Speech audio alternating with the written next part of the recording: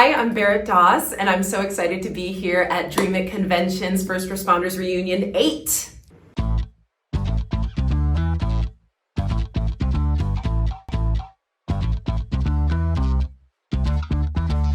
Okay, one scene that was difficult to film but looked easy was,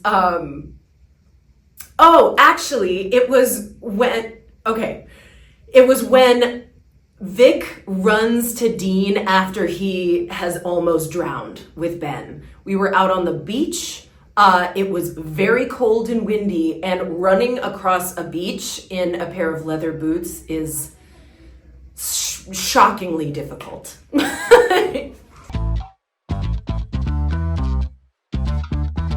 One of my favorite behind the scenes memories is, this is one of my favorite memories of Station 19. We were shooting in a town called Montrose, which is pretty close to Los Angeles, and we were on a public street, and there was a Starbucks not too far away. And Jay went in his turnouts to get a couple of us coffee, and when he was paying for his coffee, a woman at the coffee shop insisted on paying for all of our coffee because she thought he was a real firefighter. I didn't actually witness this. I just heard the story later when he was like, "No, ma'am, please, no, you don't need to do that." And she said, No, my brother's a firefighter. I have to do this for you. So we accidentally got a bunch of free coffees that day. Vic's storyline always touched me very personally. I find that character incredibly inspiring to me, and the writing that they gave her was just so powerful. I think that her ability to turn her grief into a mission was, I think what I took from it was the ability to find joy and purpose in trauma and difficulties in your life.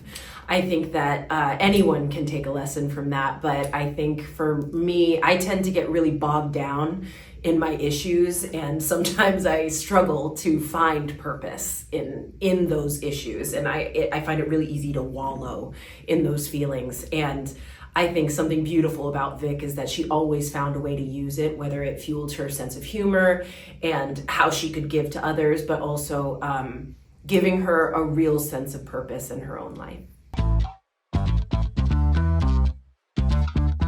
The most difficult goodbye for me to film was the actual goodbye that Vic says on the show. It's one of the last moments of Station 19 with the whole group together, where Vic is retiring essentially and moving to Washington, D.C. for Crisis 1. That was our last scene we shot on the show. As a group, I think Jaina had her last moment immediately after that, but that was the last group scene we had on the last day. And I got to actually give a speech that very much represented how I felt in that moment. So that was really difficult. Those tears were absolutely real.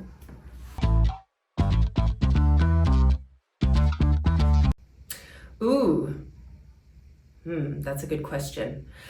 Something about Vic that I think fans often misunderstand is that she does have a biting sense of humor. I think that Vic loves to gossip, but I think so much of that is really, this is about maybe my choices as an actor being misunderstood sometimes, because I feel like there's this sense that, like, when we talk about other people and when we gossip, it's a way of connecting with the person you're with. So if it's your friend, if it's your coworker, gossiping is a way of connecting. At least that's how I see it. So I always took Vic's tendency to gossip as actually not a way to throw shade on her her coworkers or friends. It was a way to connect with the person she was with and process her own feelings about it.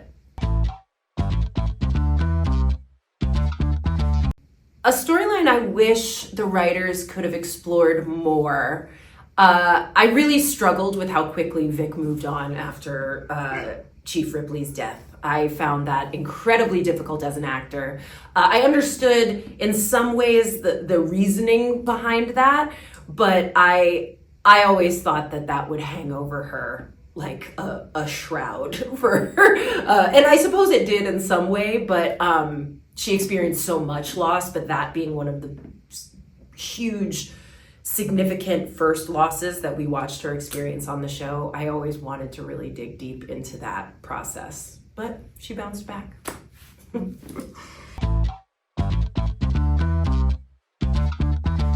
If Vic from season 7 could meet Vic from season 1, I think she would tell her that she doesn't have to carry her darker emotions alone.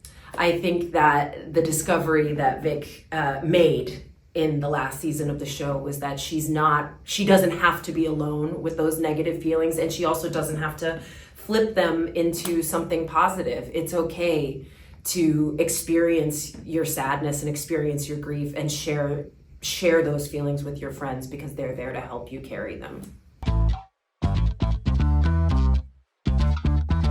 Throughout all of the losses Vic experienced, I think that what kept her moving forward is her sense of humor and her sense of positivity. Even though I think that what she learns is she doesn't always have to carry that or lead with her humor. I think that seeing the bright side and finding people around her that make her laugh and being able to make other people laugh truly brings her joy, and I think that's what kept her going.